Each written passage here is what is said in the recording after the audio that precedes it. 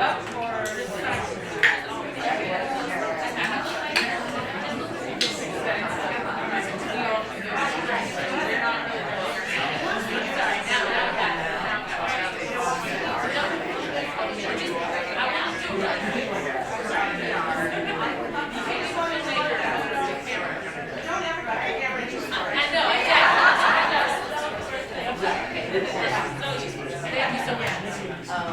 morning. Thank you all for being here this morning. I hope that my good morning woke some of you up. Thanks for coming out to day 3 of the inaugural Climate Film Festival. We are thrilled to be here again at DCTV today, and I want to start off with a few housekeeping details before we get started. One is the emergency exits. One is located right there through that red door, the exit sign above it. The other emergency exit is out the door you came in, past the elevators on the right. There's also a bathroom out there in case you need it. Please take this opportunity to turn off or silence your cell phones. You think you already did? Check it again now. So I also want to give a big thank you to our presenting media sponsor, The Guardian US, as well as our premier sponsors, the Carmack Collective, Snowcap, and Universal.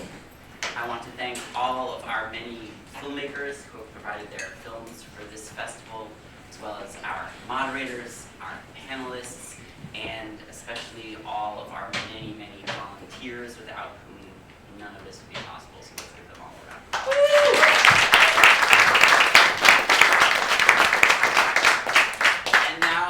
Introduce the moderator of today's panel, who will introduce our panelists. Our moderator is producer and CFF advisory board member, Stephanie Dawson. Can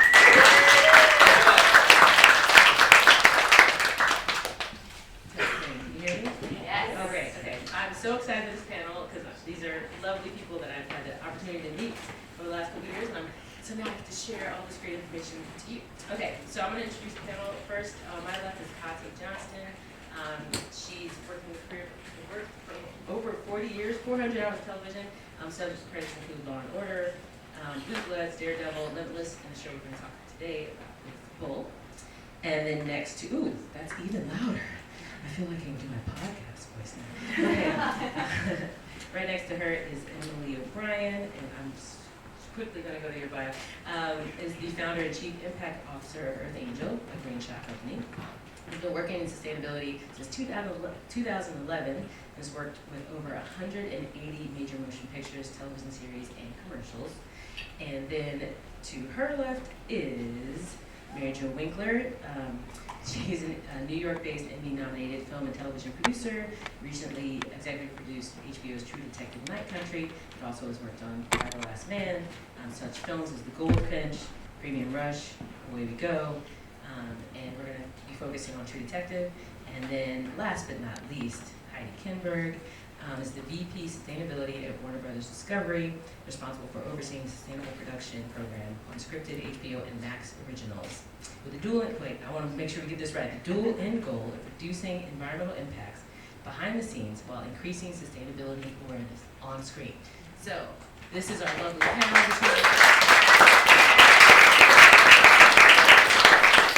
And now that you know us, I just want to do a real quick question. Like, how many folks here are filmmakers? And of that, how many are doc filmmakers? How many fiction or scripted? Okay, good. All right, how many folks are activists, like in the climate space? Okay, great.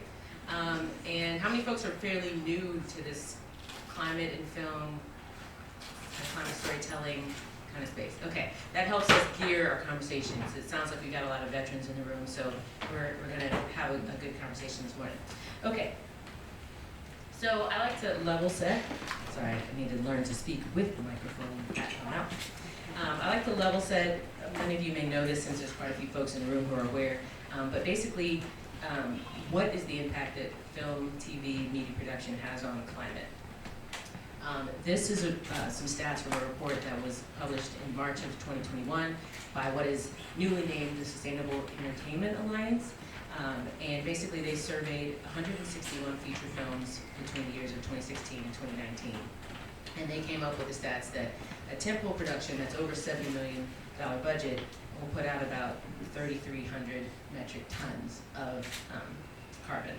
And then if you go to a large film, which is about 40 million to 70 million, 1081 metric tons of carbon for the entirety of the production. For medium film, that's 20 million to a $40 million budget, 769 metric tons. And for a small film, that's 20 million and below, 391 metric tons. That's for the shoot. And one of the stats that you kind of want to elevate is that that's 3,300 metric tons over the course of the production, about 33 per day. And so when you break that down and try to find out where the major carbon impacts are, it looks at fuel, air traffic are the largest contributors. And that was for a temple production. If you look across all of those budget areas, you see that over half, or around half, are coming from fuel energy. If we switch to television, they looked at 266 TV series from 2016 to 2019. They broke it out across hour dramas, half-hour scripted single camera, half-hour scripted multicam, and unscripted. And you can see there the numbers. Again, this report was published in 2021 from data as late as 2019, so things have changed, but we're just going to use this as kind of a relative metric. And when you break it down across the productions, here again is the breakdown across how much of that is because of housing, fuel, air travel, and utilities. And you can see it almost doesn't matter what kind of production. It was interesting. What I wanted to point out is like half-hour scripted is going to do more traveling, going to go more on location, whereas half-hour multi-camera will probably be in a studio. So that's why you see utilities versus transportation. But still, we're still using quite a bit of energy for our carbon footprint. So we have a lot of work to do. So I want to now open up the conversation and turn to Heidi. Can you tell us, like, when you see these stats, when you're in your role at One Road Discovery, how do we combat this? What are the issues we have to tackle?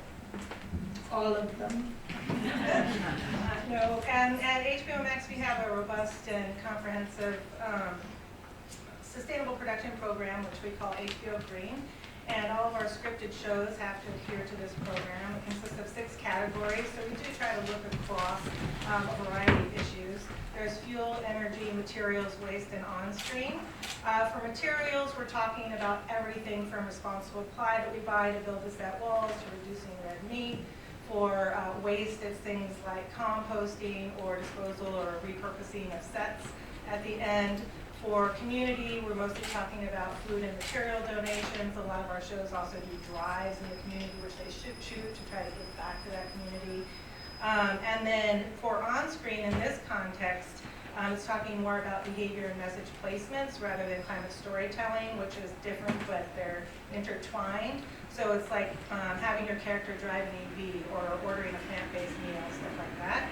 And then to the top 2, fuel and energy, as we just saw, those are the biggest contributors in regard to carbon emissions. And on our HBO Max shows, the average is about 63% of our footprint comes from that. So if we want to reduce our carbon footprint, we have to look at the fuel that we're using to power our sets and to power our vehicles. And so there's a variety of ways that you can do that.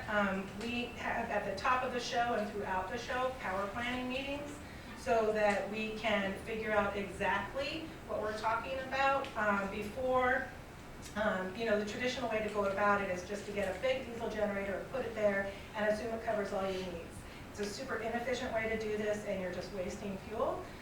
So if you really have people sit down and think about it, you get the key department heads and the producers that are involved in a room, have meeting, and lay out for this particular location, what power do you really need for base camp, for set light, for overnight, for, second unit, and say, okay, this is what we actually need. Now, how can we transition to a cleaner source of power?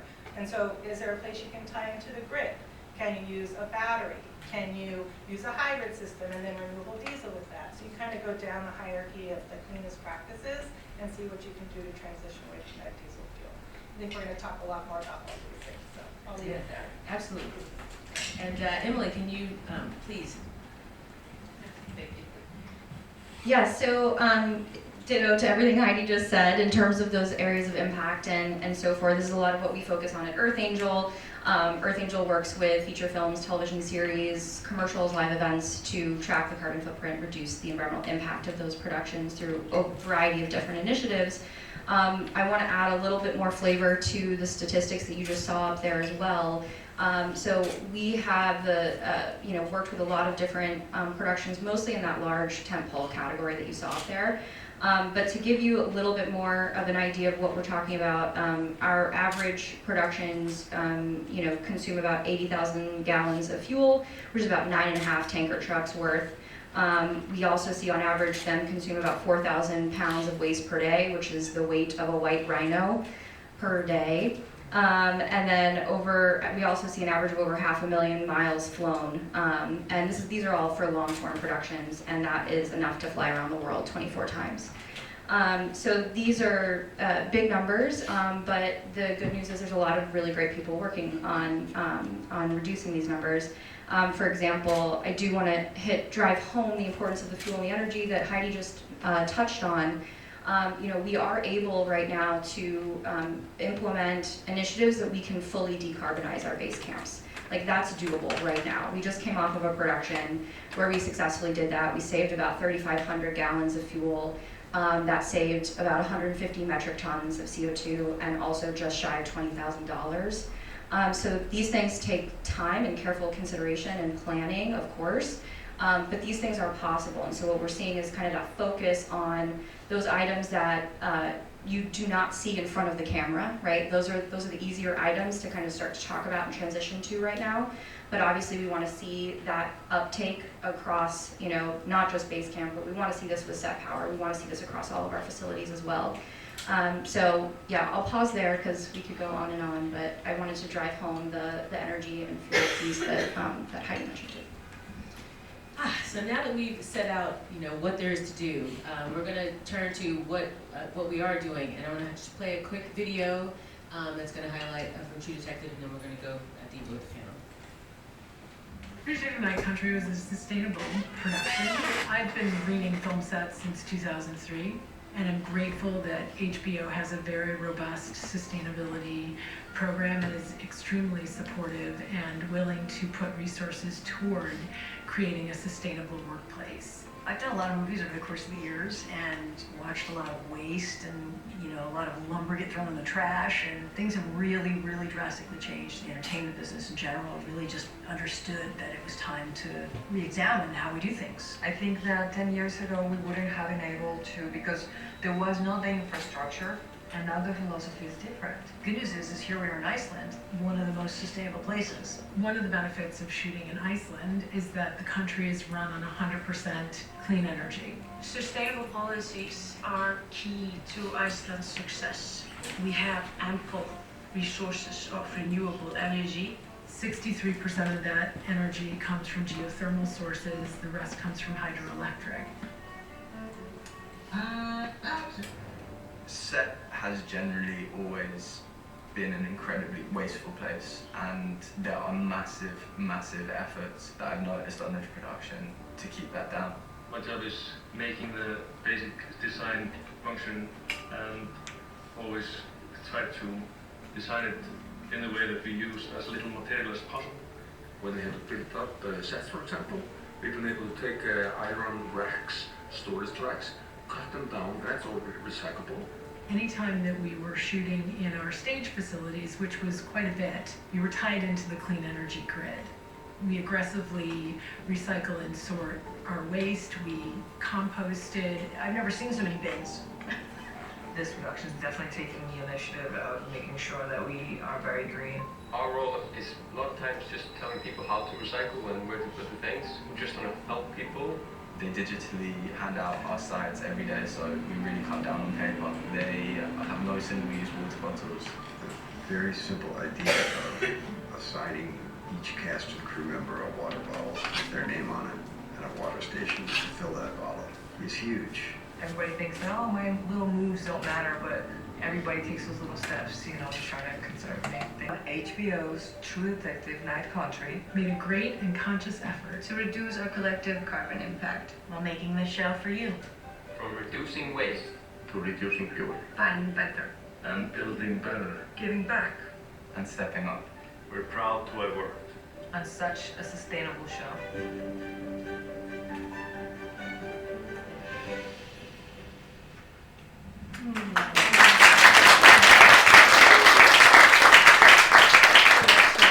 It's such an amazing experience all around, as you can tell, the cast and crew and the efforts that everyone made were really important to all of us.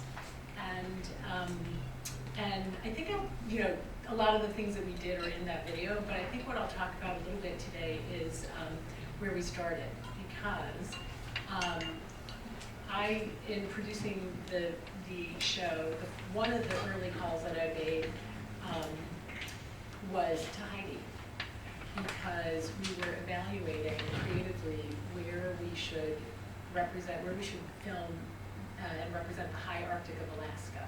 And this was after taking a trip to Alaska and seeing that it was completely inhospitable. We went to the high Arctic, to Kotzebue, which is 39 miles above the Arctic Circle, completely inhospitable to film crew. You can't get there, you can't fly there. You have to, there's very few flights. It's very difficult and would use a lot of carbon to get, to even try to think about that. And no place to stay, no resources. So we started looking around and we were evaluating parts of northern Canada. We were evaluating Iceland. And some of the early conversations were, how many people do we have to fly in? How remote is the location? Northern Canada had some interest, was compelling, but the area where we would have needed to go to capture the high Arctic was a similar problem to Alaska. Like, you couldn't really get there, you had to fly everybody. And so in evaluating Iceland, which visually sort of won out because we were able to capture snow, ice, dark night, and they have a period of time where it's dark. And so we started to investigate that, and even though we did need to fly some department heads in, it was a lot less than we would have if we had contemplated those other places. So it was really important to kind of have those early conversations, as a producer with the studio, and then those conversations, for Isa Lopez and I had these conversations from the very beginning. She was, we had climate themes in our show, and it was really important to transmit to each other that this is what we wanted to do. We wanted to make sure that we really looked at the impact of the show. So those early conversations are really important. Then I take those conversations and have those conversations with department heads. And when we're scouting with a cinematographer and a production designer, all those early conversations about circularity in building sets and what kind of lighting instruments are we going to use. Can we go LED?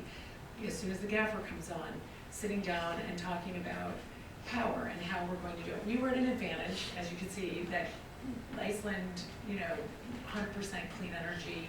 It was a dream, it was, and it's very aspirational. In some ways it proved to us that it can be done. And we have a long way to go in the United States to achieve that, but it wasn't that difficult, and we need, obviously we need more charging stations, we need more clean power, but the cool thing is that the Icelanders invested in it. So we had sourced a electric generator, or it's not technically a generator, it's an electric battery. And one of the facilities persons wanted to invest in it, and so it was brought to Iceland from the UK, and now it lives there and it's being utilized, and it pretty much powered our catering and craft service, and sometimes was utilized on set. But that communication early and often, and sort of galvanizing your crew and your cast and messaging. We did a lot of, sending out unsynchronized, what we were doing to get people excited about it. It forms community. It was all around sort of the most comprehensive projects that I've worked on to have the themes of climate action and environmental racism, along with actually, you know, walking the walk, as Issa talked about, was really important to all of us. So it was a pretty tremendous experience. And I just want to highlight two things. One, it sounds like you didn't have to compromise the creative for this. Absolutely not. So I think that's really important to highlight. As long as you have these conversations, you have the intention, you communicate, and you work together. That's one that I gather from what you just said. And the other is you can also be successful. I mean, this is one of the most watched and highly nominated seasons of True Detective. Yes. So you can do this and be entertaining. You know. Exactly. Thank you so much. I want to bring in another example. And Kati, can you tell us, you know, your experience on Blue? Sure. Yeah. It's a little bit. It's not as good as Iceland or New York City, for sure. We have a long way to go here, but we started out, and also, you know, that was originally, the bill was for CBS, and they did not really have a sustainability person like Heidi to help with this. So the first season, we kind of did our own thing, and the second season, we hired Emelie's company to help us get started. I had worked with the crew before Bull on another series. Most of the crew had come back to me, so I had advocates on my crew in the production designer, costume designer. People were interested in doing this, but once we got a steward or an officer on board to help us with training people, encouraging them, we started to take off. So we did 6 seasons on that show. By the time we did really well up until COVID. I think COVID did everyone in to some degree because we had so much medical waste from all of the masks and test kits and all that stuff. But we'd come a long way, and people were actively. I mean, there were PAs at desks taking the Keurig coffee out so that they could compost the coffee and recycle the plastic. So people were really gung-ho about it. I think the hardest part is getting everybody on board. It's really, there's always somebody's like, oh, it's just going to end up in the trash. They're not really recycling that. Or, you know, why can't I use a water bottle? It's ridiculous enough to carry around, you know, the bottle all the time. But, you know, the big waste, aside from fuel, which has a long way to go, the big wastes are construction, paper. We kind of got rid of paper with COVID. So it really dropped enormously because nobody wanted to pass paper around. We figured out very quickly that you could live without it. And that was a big thing. But we did a lot with, the art department really got behind it with signage all over the place, including, you know, containers all over the place with signs. We did have people sorting trash, but towards the end of that, there was less of that. People were doing it themselves. They were pouring out water and emptying their food and composting. So it got better and better as we went along. The other thing I wanted to highlight, which I couldn't do these while you were speaking, is how you made it fun. You made it kind of a competition. Yeah, we did competitions, which were the group plants, but a lot of the people got on board with like little prizes. You know, if we could actually, we had signage up, you know, detailing progress of people and award winners every week, and I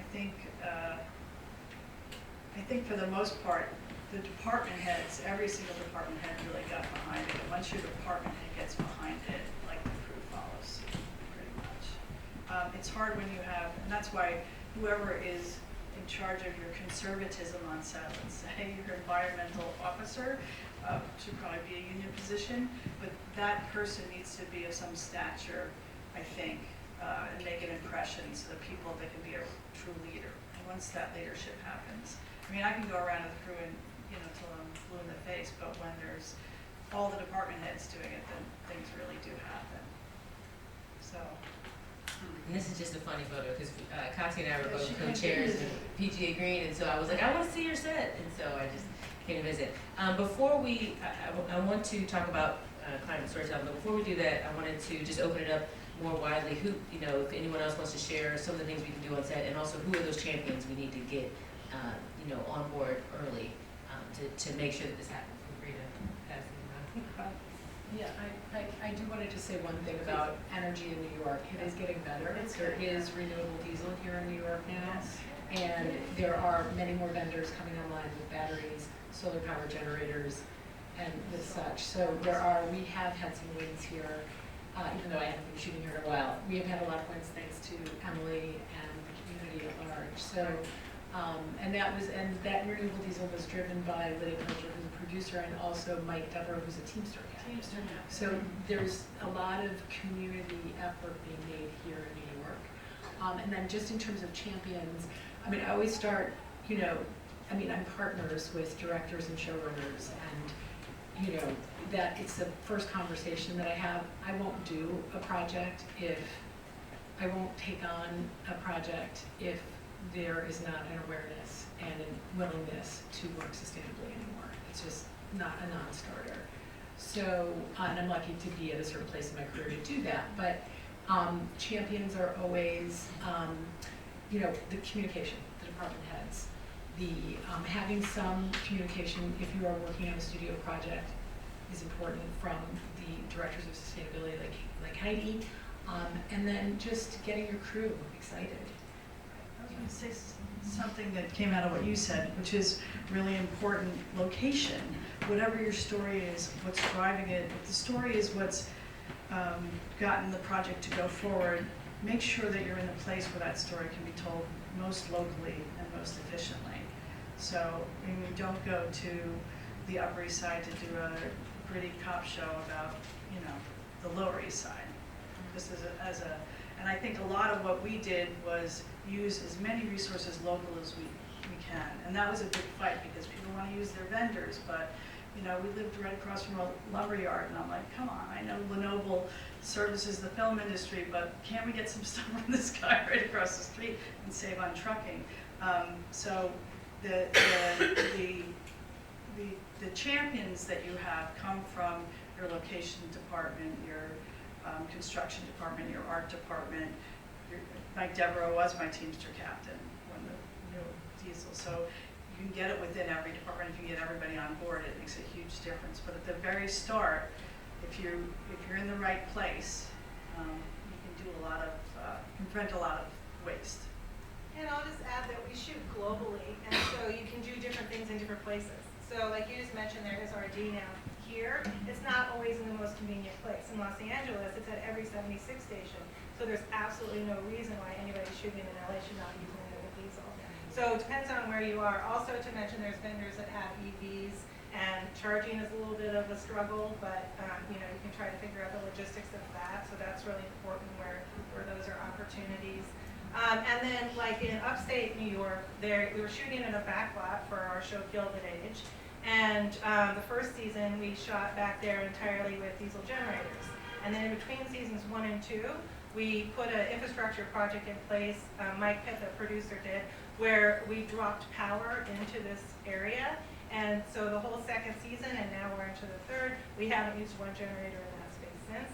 And it'll be a legacy project. And so that's there for anybody that comes after us at that spot. That's the first of 3 that we've dropped. We also did it in Belfast, and we did that in conjunction with NBC Universal, who had a show there right before us, so we partnered with them to split the cost for it. And then we did one in Philly. And so, like, when you can do projects like that, and you look at the return on investment, then you can make, lasting improvements instead of, the batteries are great, the RD is great, but when you can put something in place that is permanent, then that's also really exciting. Yeah, and the other thing I wanted to say is if you're doing a smaller project, sometimes there's an overwhelm. How am I going to do this? I don't have money. The trick is to assess what you need to make the show or the film, and to set achievable goals for yourself and do the best you can, because sometimes you can't control everything, all the exterior forces, but you can, and if you don't have budgets to hire extra staff, talking to your department heads and appointing people in each department to be a sort of ego champion and to sort of be a communicator for that department is always helpful. So setting achievable goals, because there can be an overwhelm, and we've all experienced it. And you have to start early, you have to start from the beginning, and even in the development phase. Just two other things I just want to add to that really quickly. I agree with everything, but yeah, the earlier the better is a really important point I want to drive home in terms of finding those champions. I often say that it's as detrimental, if not more, to not budget enough time as it is to not budget enough money for these initiatives, because once vendors have been booked, once decisions have been made, it's very difficult to about face and try to reverse and change those things, right? So bringing sustainability to the table where those decisions are being made is so critical, because there's literally hundreds, if not thousands, of decisions being made every day when you're talking about, you know, working on a film or television production amongst all these different departments and so on. And so by empowering people to be able to think about this as they're making these decisions, even if we can't make the decision towards a more sustainable path every time, to bring it to the table, to consider it, to make sure that it's present and the awareness is there, is so important, because there have been a plethora of times where I've worked with you know, a crew member or a producer, and we couldn't make it happen on that particular project because of X, Y, and Z reason, but we made it happen on the next one, right? It was like we planted the seed for it, and we were able to see that grow in the future. If I could piggyback on that, like we started doing trials with the battery units and hydrogen units, even sodium units and all this stuff, you know, a few years back and everything. And so shows have been trialing them, and now we see we're going from trial to transition to actually using them.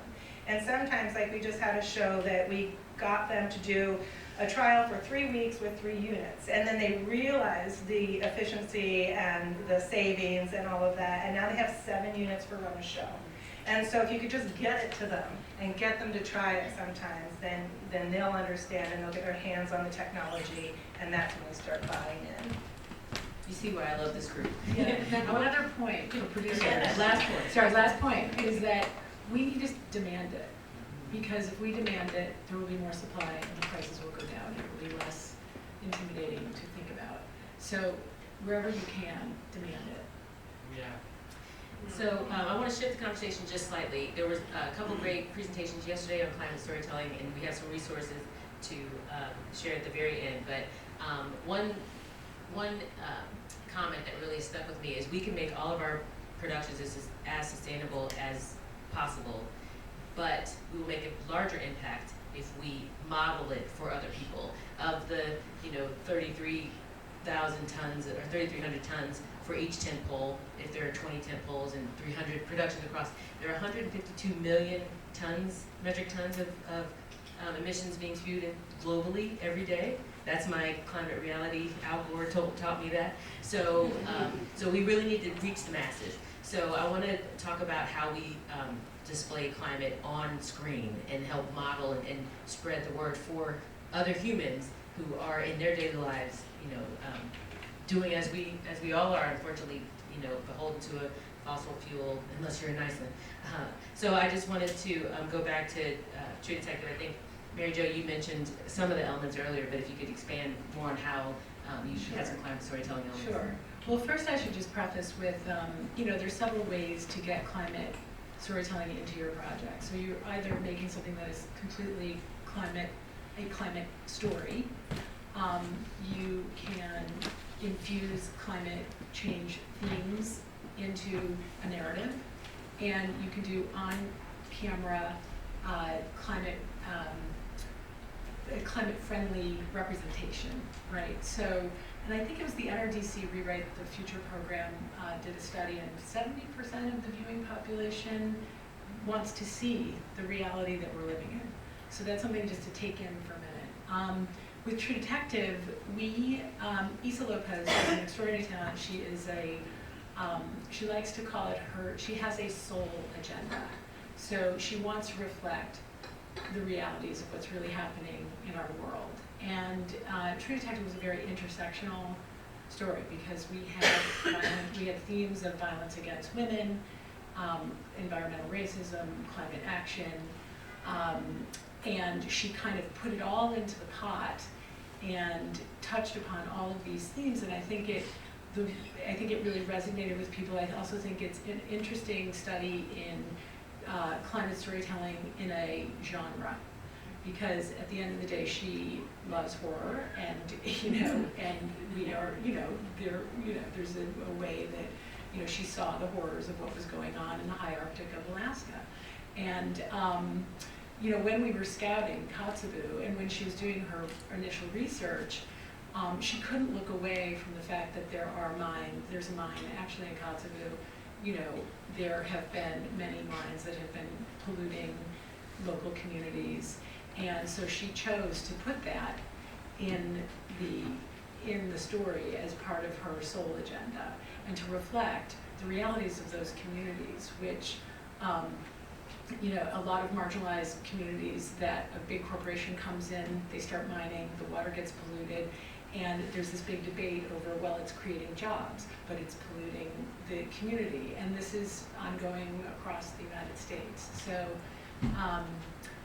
that is it was a really, I think, great way to infuse the theme into the genre, and I thought she did an excellent job. And we talked about it a lot over the course of the show, and we had deep conversations while we were scouting and developing and talking through the stories, and she did a beautiful job of representing that. It's also a cop story, which we have Yeah. lots of those. Listen, detective stories are entertaining. So put it into something that's entertaining, and I think it really resonated with the audiences. Kati, did you want to share? Yeah, we did, we changed showrunners after the first year, and we made everything in the home base be sustainable. We had no paper cups. We had little conversations among the actors about, like, you don't want to be doing that. You want to use your reusable coffee cup. And on screen we had, the show didn't really lend itself to climate activism per se. It might have gone on longer, but we just sort of made sure that every action that the actors did was as sustainable as possible, and occasionally they would actually speak to it. So I'm right now working with a young writer who had a storyline where the son rebels from his conservative evangelical parents, and we decided that we could make the son a climate activist as a means of rebellion. So got a character. I'll add, way back when Succession was still on, so sad it's over. There was an episode where the patriarch he left all of his money to Greenpeace. I don't know if you remember that or not, but the donations to Greenpeace went up. I forgot the percent, but they went up tremendously, and so that's really interesting. And then really current, we have a show called Industry, and they have a storyline about ESG. And so if you watch that, then that's a really current example. And you might be around for this, you might have heard about it yesterday, and you might be around on Tuesday. There'll be more talk about, just like that, there was a scene last season where two characters were in line ordering food, and Miranda orders steak, from Chipotle, and then changes her mind to have plant-based tacos or whatever they were instead. And so RARE, the organization that did this behavioral science study, changed the scene and made 3 versions. The original one where she changes her mind, and then she only orders steak one time, and then she only orders plant-based but doesn't change her mind another time. And without getting into the numbers, the point is that when people they had 6,000 people watch, 2,000 people watched each version. And the people that watched one of the plant-based versions had a higher understanding of the importance of plant-based and how it's connected to health and the environment, and it was positive to them. And importantly, people that saw them, there was no negative reaction to the storytelling, to having that plant-based moment in the scene. And it wasn't part of the scene, it was just the business they were doing while they were having the conversation. That was actually what the storyline was about. So there's ways to move in these little moments. Yeah. And don't forget about hacks. And how Hannah Leiter's character is constantly busting her boss on her carbon emissions. It's a good one. So in a couple minutes, we're going to go to your questions, so please start formulating those questions. In the time that we have, I just want to quickly, because we have filmmakers in the audience, if you don't have studio backing, if you don't have network backing, how do we tackle some of these, you've given us a great list of things that we can do. What is your, maybe like rapid fire suggestion on maybe a low cost, entry level thing that filmmakers, folks, creatives in the audience can implement? And what would you say is the order to start? So just go down the line. Well, If you need to think. yeah, no, I was going to say it always starts with whoever you hire. The first conversation has to be put everything through a conservation lens, put everything through. And if you're on low budget, that actually comes naturally in a lot of ways. You can actually make use of that to help your show. But I think every department is its own thing, and so reuse and recycle. I am looking for the costume designer who will buy no used clothes. That's what I'm looking for. Will buy no new clothes. Okay. Yeah. In terms of an order, that's a heated question, Stephanie. So I'm not going to speak to a particular order, but I will say like low to no cost things are, and to me one of the biggest wins anybody can do is donate your food. It feels so good to give your food back to the local community where people really need it, and often it doesn't cost you anything. So I would say that's like just it's a feel-good win, it's good for the planet, it's just win-win-win. Reducing the amount of stuff you need in general, right? Just like being more mindful of during pre-production processes, like do we need 25 different varieties of that particular table for this scene or this whatever? Like how can we zero in on like what is actually needed? I think working in places like New York are actually great because we don't have space for stuff. So people have to kind of work more nimbly with what they have. So I think those are really important things. Cutting out the amount of paper you're using. Like these are all things that like save money. Reducing your waste saves money. It costs a lot of money to haul your waste every single day, right? So coming up with those plans. And then the last thing I'll just say is our parent company, The Green Shot, is a technology company that fuses sustainability data with financial data. So when you're talking about looking at side-by-side environmental metrics with the dollars and cents and what the financial impact is, there's tools out there, there's data solutions out there that can really help you. And this is so important because quite frankly, we're running out of time, right? And in terms of coming up with solutions that get us to decarbonization. And we're spending way too much time chasing information. And so when you can leverage tools to get you the information you need to get to the implementing solutions faster, right? To get you to that decision making, empowering people with the numbers and the information they need to make those decisions, that's really critical as well. Yeah, and just to echo a couple things Emellie talked about, I think decision making, and also Kati, sitting down and putting everything through a sustainability lens, and I think making sure your partners are on board and making sure that that conversation happens up front. But low budgets actually there's force conservation, so you're not going to have 15 different choices. You're not going to be able to afford 25 different choices of something. So keeping that in mind. And one thing I will say about food donation, which is great and which everybody should do if you have leftover food, but not over ordering food is also something that you should think about. And I'll add that everything we talk about behind the scenes, put it on screen. So if you have a modern day show, you should be modeling sustainable behaviors, putting up sustainable messaging, having them go to that plant-based restaurant, having them drive the EV. According to Drawdown, there's some key things that if people do in content and then the viewers model, we can actually reduce our carbon emissions in real life by 20 to 25%. So have them do the EV, show solar panels, don't show food waste, go to plant-based, do public transportation, compost, like all of these things on screen have a humongous impact in your life. Awesome. I'm going to play a quick video so you can ruminate on those questions, and then we're going to go to questions.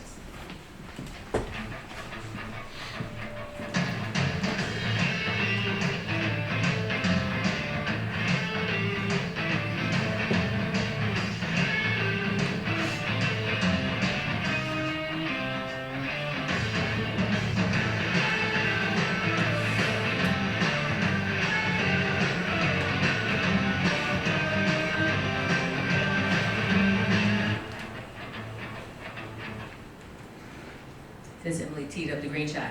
All right, the next couple slides are just some resources that we've already identified. Please just, there's 3 pages, so I'm gonna just flip through. Feel free to take a picture of them.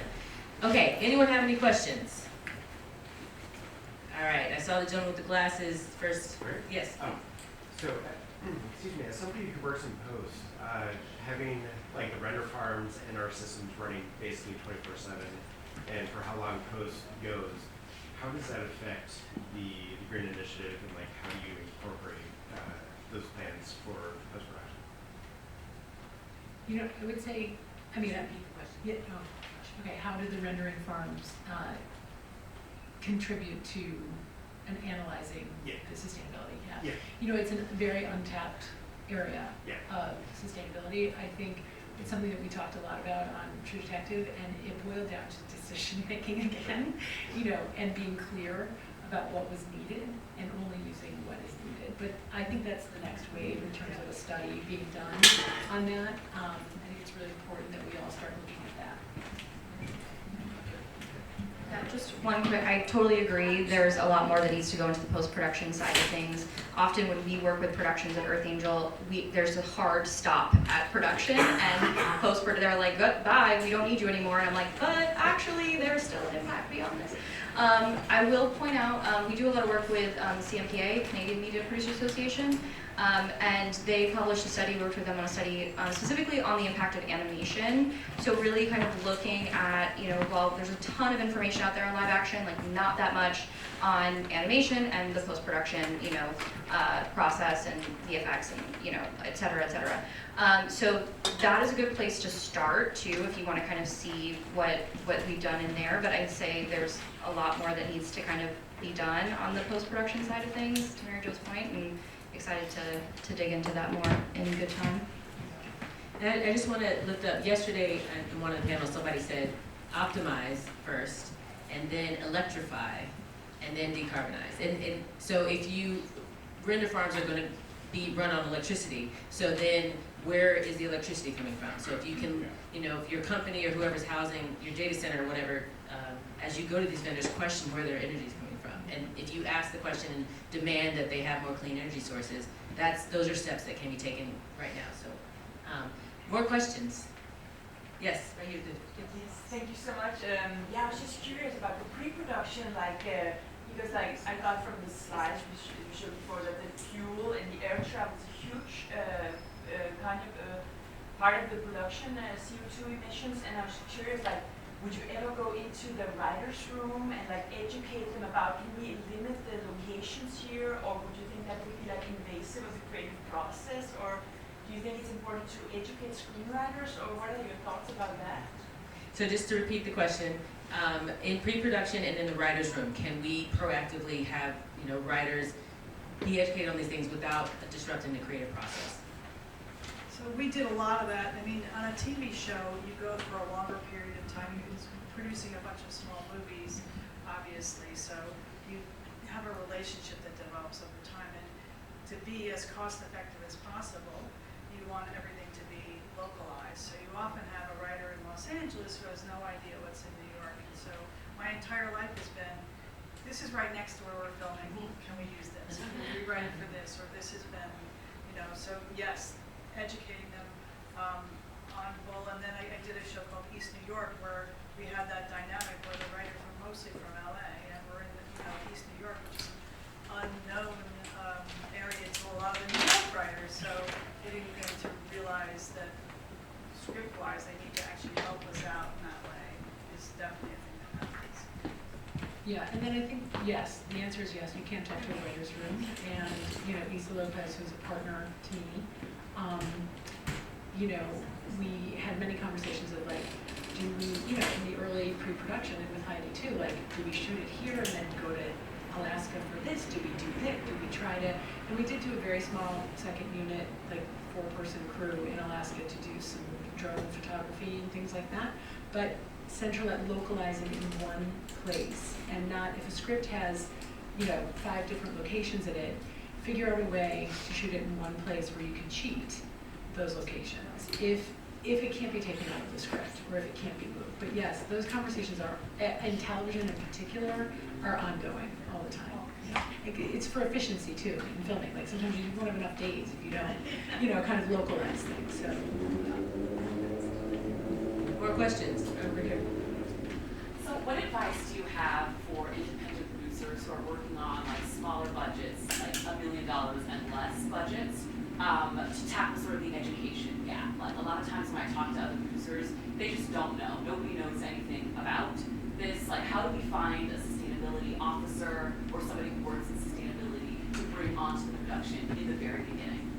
So the question is, how do we address the education gap for sub $1 million or low budget productions? Hi, let's talk. Totally, yeah, and we actually have an offering specifically at Earth Angel we've developed because we've got this question so many times, and the smaller independent productions like want to do more and are just so resource constrained. We call it sort of like our micro package, where we just specifically work on, here is a full like kind of tutorial breakdown, you choose who you want in that room. If it's your head of department, if it's your whoever, you can bring very specific questions, to your production for us to help field with you and kind of set you up for success in a more kind of DIY approach, right? Because we get that not everybody can afford this, and there's a lot of considerations, you have to make in order to get the project made, right? Get it on screen. So let's talk, and that's my little short, yeah. Yeah, and there's also resources out there. Recently, the Directors Guild put out a sustainable pro tips, and you can go, it's open source, so you can Google DGA Sustainable Pro Tips. It's also on the bottom of the screen right there. And it will give you, it's geared toward DGA members, so directors, UPMs, ADs, location managers, but it's a very intuitive, start to finish, what you should be looking at. And then there's Green Production Guide and Albert. All have toolkits. And just to highlight, these websites that Great Video saw from HBO, the Green Production Guide has 10 of those. Like you can see specifically what production is doing. There are white papers. All this is free. It's global. I also try to highlight some, like Albert is based in the UK. It's a BAFTA initiative. So I try to highlight where these are. They're also happening in other, Latin America. I realize it's very Eurocentric list up here, but it's also happening in Africa, it's happening in Latin America, it's happening in Asia. So there are a lot of online resources. Anyone else want to? Yeah, okay. Next question. All right, let me go this side. We have been talking about resources for producers for green production.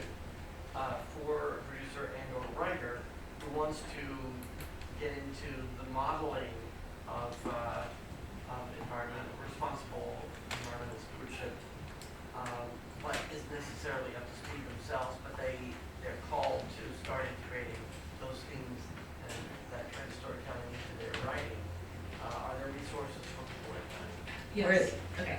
The question is, where are the resources for writers who may not have that training? Yeah, so NRDC, Rewrite the Future, they have tip sheets, they have videos, they have information, they've done a lot of really good work, and they have, activists, legal, filmmaker, they have, free, and it's 100% free, and Good Energy are the other resources I throw. Yeah. And the Good Energy playbook has sample characters, sample storylines, and scientists as well as storytellers come together. Also, I will plug the climate reality training. A lot of this stuff, if you do it in your own life, you'll find that because what we're trying to do is reflect reality. We're trying to tell stories. So if you do that in your own life, it might come into your story. There was a question here? Yeah, I love the perspective of, okay, how are we making these decisions? How are they getting implemented from the leadership? What is the labor impact as we go down the line, and what does the everyday look like, and how do we support the people who are doing the on-the-ground work as this continues to become, it has to continue to become more important? Well, so how do we support that? Yeah, just to repeat the question. So what does this look like labor-wise? And I'm going to add, are people losing jobs, and are there more opportunities for jobs as we go down the line with this sustainability issue? Yeah, well, first of all, just something that everyone should know is there is a interguild alliance. What we have found over the last few years is that crew members have been wanting to work on cleaner sets, less waste. There's been an uprising, I would say, And sometimes it's, you know, so I get a lot of calls from cast and crew going, they're not doing anything on this movie, how come they're not doing anything on this movie, you know, so there is an awareness of what the demands of the crew are, and I think, and we are all talking to one another, and that's sort of how the renewable diesel happened, you know, so there's a groundswell of community happening on both coasts for crew. And I think, you know, I also get a lot of crew members calling and go, what do I do? And I think go to the production manager, the line producer, the producer. If you feel, you know, a lot of people feel intimidated to do that, but there's no harm in asking the question. Next, oh, sorry. Just one other thing, because I really appreciate this question. I think that it's also really important to address the reality of the situation we're in right now, which is that crews have just been hit really hard, really hard, and are continuing to be hit hard. Many are not back to work, many are struggling. And I will say from my perspective as someone who comes into these productions and I'm like, hey, can you change what you've been doing the way that you do it? That's a hard conversation to have if they aren't already at the table. And so there is a certain, you know, caliber of like having to meet people where they are. And I think that we should really evaluate, are we incentivizing the adoption of these initiatives among crew members? I think that's really important. And obviously like the sustainability conversation is not just about planet, right? It's about people, it's about the way we treat people in this industry. And so I do think that while I totally agree with you, Mary Jo, there's like a lot of groundswell, people wanting to do this more, and it's amazing, and we're seeing so much creative solution, problem solving happening amongst crew members themselves. I think we can be doing better in that arena as well. Great. I see a question in the back there. Are you working with any of the educational institutions, like film schools? I'm just wondering if there's like the possibility of getting this into curriculums so people learn in film school already and kind of change culture from where it originates. So the question is are we addressing this with film schools? Yeah, so in 2020, Eric Allison, who was at AFI at the time and now is at Sundance Club, and I, with other people, launched the Green Film School Alliance. And it started out with, I believe, 11 schools. It was like USC, AFI, NYU, you know, all of these major players, and it's since like tripled in size. There is a website, Green Film School Alliance, if you want to look it up. But what they did was they took our industry standard tools, which are for whatever reason, title, peach, pear, plum, all of these stone fruits, and it's the best, you know, practices, the carbon footprint tools and all that, and they adapted them for schools. And so they also modeled their alliance after our Sustainable Entertainment Alliance. So they get together on a regular basis, they have general meetings. We have somebody in the audience here who is from NYU, who is now working on one of our shows as a sustainability person in the department. So there's also a pipeline through there that we're trying to build. We've had several students. NYU's been a great resource for us, but elsewhere as well, that have come through. The student ambassadors that are involved in that Green Film School Alliance have gotten lots of jobs. So yes. Can I say something quickly about that? It's like anyone at film school can join the Green Film School Alliance, depending on, you know, it doesn't really matter where you are. We have film schools from the UK, we have film schools from Canada, and obviously America that join. But it's like a two-step process. Like we have the student ambassadors who do the on-the-ground work and maybe present to production classes, tell them things they can do to make the production more sustainable. They can work on them as producers or even as like sustainability coordinators or even like reps. And that all kind of happens on the ground. And then there's a professor who is like a kind of point person. And they have a meeting once a month, and talk about what can the film school do to help these students be more effective. And that could be stuff like having more signage up around, maybe they can help them get them into production classes, because that's often like a hard thing to, and also big production meetings where you have all of the different classes of the seniors that are about to make their big thesis projects. Can we get our reps in and have them talk there? Other things like, you know, give back schemes where like student productions use, you know, bins and cleaning products.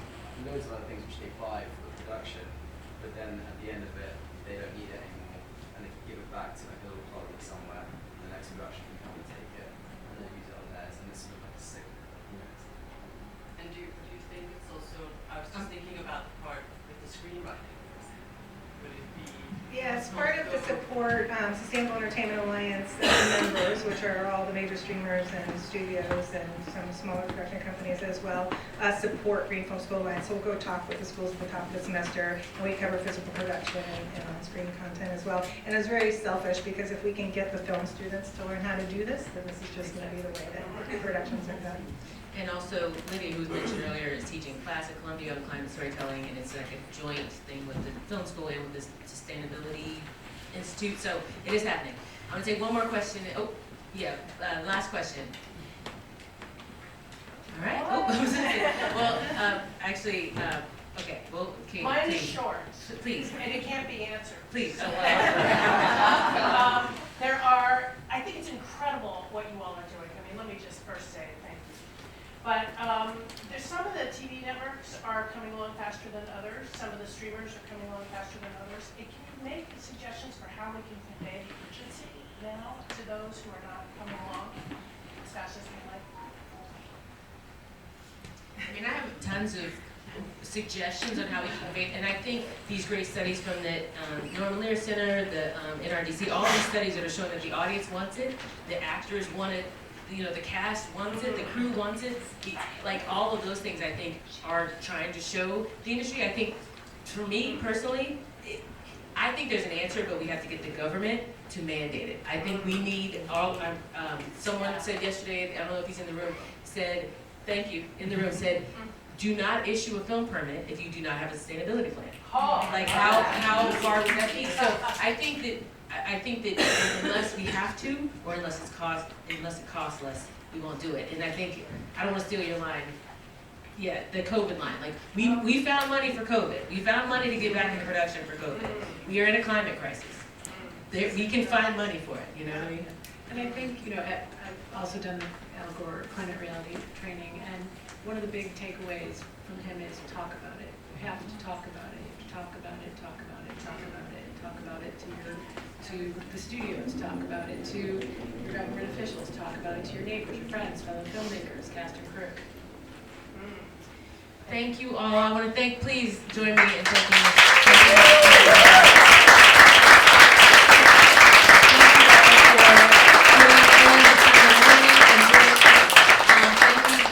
for letting us have this panel, and I hope you enjoy the rest of your day. There's great films out there. There's more panels today. Enjoy. Thank you. Thank you.